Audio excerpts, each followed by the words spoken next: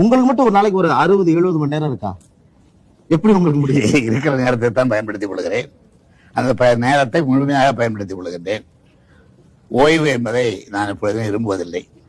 ஓய்வு நேரத்திலும் உழைக்க வேண்டும் என்று தான் கருதுகின்றேன். உழைப்பு உழைப்பு உழைப்பு, அதுதான் கருணாநிதியினுடைய முன்னேற்றத்துக்கு காரணம், அவருடைய பொதுவாழ்வினுடைய வெற்றிக்கு காரணம் என்று அண்ணா அவர்களே என்னுடைய பிறந்த நாள் விழாவிலே குறிப்பிட்டதை நான் நினைவுபடுத்த விரும்புகின்றேன்.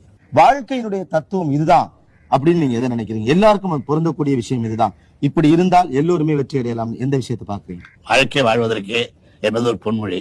ஆனால் வாழ்வதற்காக வாழ்க்க கூடாது, வாழ்விடு என்ற நிலையிலே அமைய வேண்டும். இந்த தமிழ் சமுதாயம் சிகரத்தை தொட இன்னமும் என்னென்ன செய்ய வேண்டும்? ஒரு மூத்த குடிமகன் என்கிற அடிப்படையிலே உங்களுடைய அறிவுரை என்ன இந்த நன்னாள்?